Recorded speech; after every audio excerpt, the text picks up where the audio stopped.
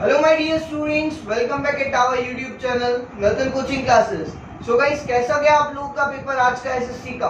आज 10th RBSC SSC का paper था। उम्मीद करता हूं कि कल जिन मैंने बातों का खास ख्याल रखने को बोला था उन सब बातों का आप लोगों ने अच्छे से ध्यान रखा होगा और उम्मीद करता हूं कि आप लोगों का पेपर बहुत ही शानदार गया होगा। आज का पेपर जो था वो बहुत इजी था, लेंथी था बट इजी था। तो उम्मीद करता हूं कि आप लोग इसमें full out of full score करेंगे और अप्रॉक्स स्टूडेंट 90 प्लस स्कोर करके दिखाएंगे।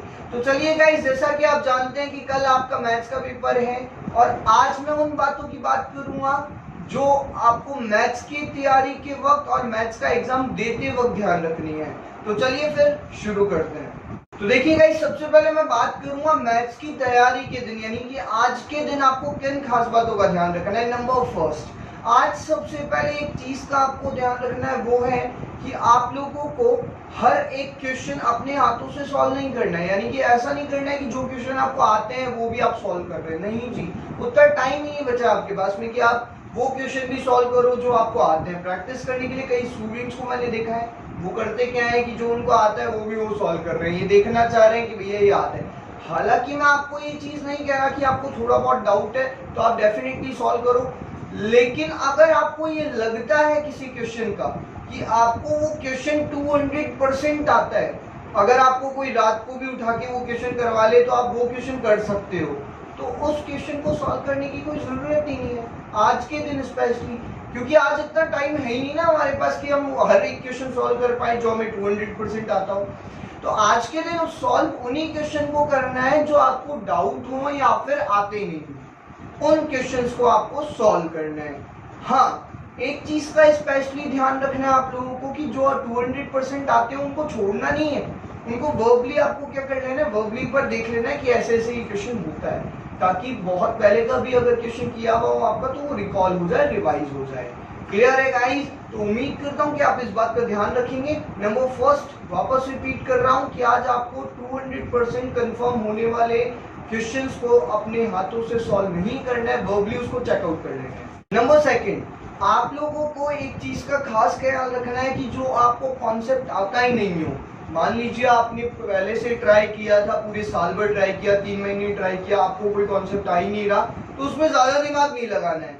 ऐसा नहीं कि उसमें घुस रहे हैं, उसमें दिमाग लगा रहे हैं कि यार ये 6 नंबर का क्वेश्चन है तो आ जाएगा तो पढ़ लें, ऐसा नहीं होना चाहिए। जो कॉन्सेप्ट आपको पूरे साल भर नहीं आया तो मैं समझता हूँ वो एक दिन में बिल्कुल भी नहीं पॉसिबल, तो आप लोग उसको छोड़ के बल्कि उन चीजों पे ध्यान दे सकते हैं जो आपसे कवर हो सकती हैं आज के दिन। तो आप लोगों को कोशिश ये करनी है कि जो नया कॉन्सेप्ट आप उसको नहीं पढ़े, नहीं कोशिश करें, नहीं एफर्ट लगाएं उसके पीछे। नंबर थर्ड, बात करते हैं अगर डेस्क वर्क की, तो डेस्क वर्क के अंदर आपको एक चीज का स्पेशल ध्यान रखना है, वो है 1 नंबर वाले क्वेश्चन और 6 नंबर वाले क्वेश्चन। यानी कि क्वेश्चन नंबर 1 से लेकर क्वेश्चन नंबर 10 तक 1 to 10 और लास्ट के 26 से 30 क्वेश्चन, ये आपको 8 मॉडल पेपर है डेस्क वर्क के। उन सारे मॉडल पेपर के 1 से लेकर 10 तक के क्वेश्चन और 26 से 30 तक के क्वेश्चन आपको अच्छी तरीके से देख के जाना है हर एक क्वेश्चन, क्योंकि ज्यादा जो स्कोप रहता है वो लास्ट के क्वेश्चन और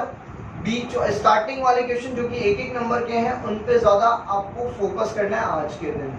नंबर फोर्थ के अंदर आपको ध्यान रखना है कि आपके सामने बुक होगी, ऐसा नहीं कि आप हर कुछ लेके बैठ रहे हो, आपको लगता है कि आप जिस लेवल पे हो उसी अकॉर्डिंग आपको स्टडी करनी है। यानी कि मान लीजिए आपको लगता है कि यार मैं 70 के लेवल पे ही हूँ, 70% के लेवल पे ही हूँ, तो आपको उसी अकॉर्डिंग तैयार करनी है। यानी कि उन चैप्टर्स में नहीं जाना है जो बहुत ज्यादा डीप नॉलेज रखते हैं, यानी कि 12, 13, 14 इन चैप्टर्स की आपको तैयारी नहीं करनी है उस वक्त। क्यों? क्योंकि वो ज्यादा चैप्टर आपका वो ज्यादा टाइम कंज्यूम करेंगे और आपको लगता है कि आप 70% पे ही हैं, तो वो ही कवर कीजिए, उन चैप्टर्स को कवर कीजिए जो आपके ज्यादा स्ट्रॉन्ग हैं, जो आपको ज्यादा नंबर दिला सकते हैं, उन चीजों पे ज्यादा फोकस कीजिए। तो ये तो बात हुई उन सब बातों की जो आपको आज के दिन स्पेशली ध्यान रखनी है। अब मैं बात कर रहा हूं उन चीजों की जो कि आपको बहुत ज्यादा जरूरी है ध्यान में रखना, यानी कि एग्जाम करते वक्त किन खास बातों का ध्यान रखना है वो मैं आपको आगे बताने जाऊंगा और बहुत जरूरी है, इसलिए इन सारी बातों का, इन सारी टिप्स का बहुत ध्यान से सुनिएगा और ध्यान रखिएगा। नंबर फर्स्ट, नंबर फर्स्ट, जैसा कि मैंने आप लोगों को एसएससी के पेपर के अंदर भी बताया था, आज भी वही चीज बोलूंगा कि आपको पेपर में आया हुआ each and every question solve करना है। आपने आपकी स्पीड को इतनी तो रखिएगा कम से कम कि आपका कोई भी क्वेश्चन छूटे नहीं, यानी कि 3 से 3.25 घंटे आपको पेपर करने के लिए कम नहीं पड़ने चाहिए। ध्यान रखिएगा मेरी इस बात को। ईच एंड एवरी क्वेश्चन आपको अटेम्प्ट करके आना है, डिपेंड नहीं करता कि वो आपको आता है या नहीं आता। नंबर सेकंड, सबसे पहले आपको पेपर 5 मिनट स्टार्टिंग से पूरा पढ़ना है। स्टार्टिंग से 5 मिनट आपको देनी है पेपर पढ़ने के लिए, यानी कि first question, second question, third question, fourth question, fifth question. कई बच्चे क्या करते हैं, देख पढ़ते तो है नहीं कि बीच बीच में से स्टार्ट करते हैं क्वेश्चन देखना कि ओह 29 क्वेश्चन ये है, 30 क्वेश्चन ये है, ओह 20 क्वेश्चन भी ये तो मेरे को आता ही नहीं है। ऐसा नहीं करना है आप लोगों को। आप लोगों को स्टार्टिंग में ध्यान रखना है कि पहले स्टार्टिंग के 5 मिनट आपको पेपर पढ़ने में देना है, यानी कि first question, second question, third question, fourth, fifth, six, ऐसे करते करते आप क्वेश्चन नंबर 30 तक जाएंगे और वहीं स्टॉप हो जाना है। ऐसा नहीं कि वापस पढ़ते हुए जा रहे हो, सर ने कहा था 5 मिनट है तो 5 मिनट तो पूरा पेपर ही पढ़ूंगा मैं, ऐसा नहीं करना है। फर्स्ट से आराम से क्वेश्चन पढ़ते हुए आओ, फर्स्ट क्वेश्चन से लेकर 30 क्वेश्चन तक आ जाओ। टिप नंबर थर्ड, जैसे ही आप लोग स्टार्टिंग से पढ़ते हुए क्वेश्चन नंबर 30 पे आ गए, आपको वहां से पेपर स्टार्ट करना है। अब आपको पेपर स्टार्ट करना है पीछे से। ध्यान रखिएगा, सही सुना आपने, आपको मैथ्स का पेपर अगर पूरा करना है, अपने ज्यादा से ज्यादा मार्क्स स्कोर करने हैं, तो आपको पेपर पीछे से चालू करना पड़ेगा, यानी कि क्वेश्चन नंबर 30 से आपको स्टार्ट करना पड़ेगा। देखो यहाँ बहुत सारे लॉजिक है, ऐसा मैं क्यों बोलता हूँ, क्योंकि मान लीजिए अगर आपकी स्पीड कम है और आप क्वेश्चन नंबर 30 से करते हुए क्वेश्चन नंबर 15 तक ही पहुंच पाते हैं, तो अब सपोज कीजिए कि आपके कितने क्वेश्चन छूटे, 15 क्वेश्चन छूट गए, आपने आधा ही पेपर किया, लेकिन वहां पे आपके कम नंबर के क्वेश्चन छूटे हैं, बहुत ही कम स्कोर के आपने नंबर छोड़े हैं।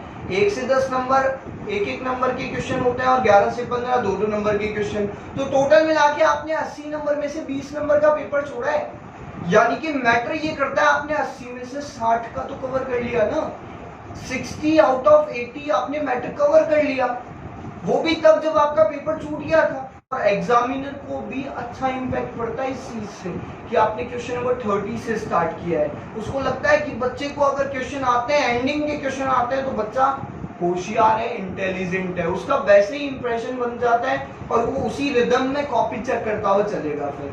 तो इस चीज का ध्यान रखिएगा स्पेशली कि आपको पेपर जो है वो क्वेश्चन नंबर 30 से स्टार्ट करना है। आपको सबसे पहले उन क्वेश्चंस को अटेम्प्ट करना है जो कि आपको 200% कंफर्म हो। ये बात कल मैंने एसएसटी के पेपर के अंदर भी बताई थी आप लोगों को, और इस पेपर मैथ्स के पेपर में भी ये सेम चीज लागू होती है, सेम चीज अप्लाई होती है कि पहले आपको वो क्वेश्चन करने हैं जो आपको 200% कंफर्म हो, फिर आपको उनके लिए टाइम देना है जो आपको लगता है कि हाँ यार मैं कर भी लूंगा और पता भी नहीं आया आंसर, उन क्वेश्चन को टाइम देना, और आखिरी में उन क्वेश्चन को टाइम देना है जो आपको बिल्कुल ही नहीं आता, देखे हुए ही नहीं है। तो इसी सीक्वेंस में आपको क्वेश्चन करने हैं। टिप नंबर 5, आपको पेपर करते टाइम स्पेशली ध्यान रखना है राइटिंग का, हर एक प्रेजेंटेशन का। यानी कि मान लीजिए आपके इक्वल एक लाइन में नहीं चल रहे, इधर उधर जा रहे हैं, टेढ़े जा रहे हैं, तो वहां इंप्रेशन एग्जामिनर का खराब हो जाता है। वो देखता है कि यार ऐसी बेकार स्टूडेंट है और फिर उसका मन बिगड़ता है, तो जो क्वेश्चन आपको सही भी किया होगा आप लोगों ने, वो भी वो काट देगा गलती से। देखो गाइस, मैथ्स के अंदर राइटिंग, और राइटिंग तो छोड़ो क्या होती है, राइटिंग तो आपको न्यूमेरिकल्स लिखने होते हैं, बट सबसे ज्यादा डिपेंड करती है आपकी प्रेजेंटेशन। आप किस तरह की प्रेजेंटेशन करते हैं आप, यानी कि जैसे मान लीजिए आप इक्वल एक लाइन में लगा रहे हैं, आपने हर एक जगह नोट डाला हुआ है कि मैंने इस चीज का, इस फॉर्मूले का यूज लिया है, आपने पूरी एंडिंग में लाइन लिखी हुई है, हेंस प्रूव्ड आपने लिखा हुआ है, आपने सेक्शन डाला हुआ है कि कौन से सेक्शन का आप क्वेश्चन कर रहे हो, और आपने अच्छे से गैप देके अपनी कॉपी में बहुत शानदार प्रेजेंटेशन करवा रखी है। तो उसी हिसाब से क्या होता है, एग्जामिनर का माइंड जो होता है वो काम करता है, उसको लगता है कि यार बच्चा इंटेलिजेंट है, तो वो उसी रिदम में, उसी सीक्वेंस में कॉपी चेक करता है। फिर जैसा उसको स्टार्टिंग की, मान लीजिए आपने स्टार्टिंग में 5 नंबर 6 नंबर के क्वेश्चन करे और वो आपने बहुत ही अच्छे तरह से प्रेजेंटेशन करी, तो वो आगे भी क्या करेगा, उसी रिदम में कॉपी चेक करेगा। चाहे आपका क्वेश्चन एक आध गलत भी निकल जाता है ना, वो फिर भी उसमें दिमाग लगाएगा कि नहीं यार कहाँ मार्क्स दे सकता हूँ। तो ध्यान रखिएगा मेरी बात को गाइस, आप लोगों को स्पेशली ध्यान रखना होगा प्रेजेंटेशन का। टिप नंबर 6, मैंने मेरी स्टूडेंट्स को काफी बार इस चीज का बताया है कि आप लोगों को मैथ्स के पेपर के अंदर स्पेशली ध्यान रखना होता है फर्स्ट एक्यूरेसी का और सेकंड स्पीड का।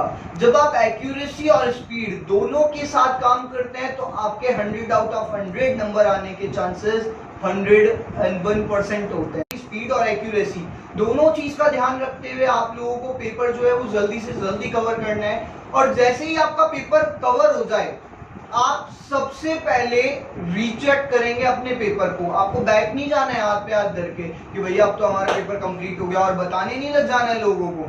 सबसे पहले आपको अपना पेपर रीचेक करना है। अब रीचेक करने के अंदर भी क्या प्रोसीजर होता है वो मैं आपको बताता हूँ। सबसे पहले आपको चेक करना है आपने पूरे क्वेश्चन अटेम्प्ट किए हैं या नहीं। सबसे पहले आपको ये चेक करना है। इसमें होता है क्रॉस चेक। कैसे? सबसे पहले आप अपनी कॉपी में चेक कर लेंगे क्वेश्चन को 30, 29, 28, 27 इस तरीके से आपको वहीं पता चल जाएगा। और अगर नहीं पता चलता, मान लीजिए आपने पूरे क्वेश्चन कर रखे हैं, तो आपको करना है क्रॉस चेक। क्रॉस चेक कैसे? पेपर से मैच करके, पेपर से मैच करते जाना है। हाँ मैंने ये क्वेश्चन कर लिया, ये क्वेश्चन कर लिया, ये क्वेश्चन कर लिया, ये भी हो गया। इस तरीके से अगर आपका कोई क्वेश्चन छूटा हुआ होगा तो वो आपको मालूम चल जाएगा। उसके बाद आपने हर क्वेश्चन अटेम्प्ट कर लिया, उसके बाद आपको रीचेक करना है पूरी कॉपी की प्रेजेंटेशन को और पूरी कॉपी के वर्क को। यानी कि आपने जो भी कैलकुलेशन करी है, जो भी आपने कॉन्सेप्ट बनाया है, जो भी आपने क्वेश्चन सॉल्व आउट किए हैं, उसको इस तरीके से रीचेक करना है जैसे आप दोबारा पेपर दे रहे हो। आपके पास चाहे जितना टाइम बचाओ, जैसे मान लो 5 से 10 मिनट बचे हैं, तो भी आप एक बार तो वर्बली पूरा चेक कर लीजिएगा।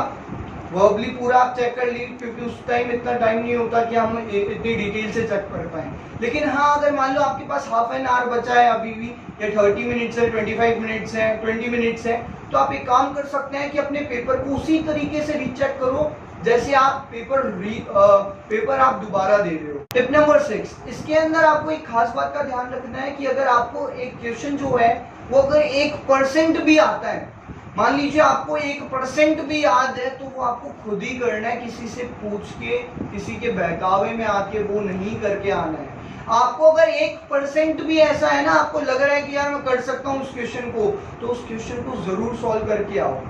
ऐसा नहीं होना चाहिए कि किसी के बहकावे में आके, किसी से पूछ के आपने वो क्वेश्चन कर लिया। तो ये थी मेरी वो बातें जिनका आपको कल पेपर देते वक्त और आज तैयारी करते वक्त खास ख्याल रखना है। उम्मीद करता हूँ कि आप सब लोग इन खास बातों का ध्यान रखेंगे और अपना पेपर 101% कवर करके आएंगे। So at the final, all the very best of luck guys for your 10th RBSC Maths exam।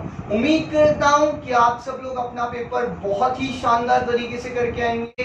तो thank you so much guys, best of luck, all the very best to all of you my students। Thank you so much।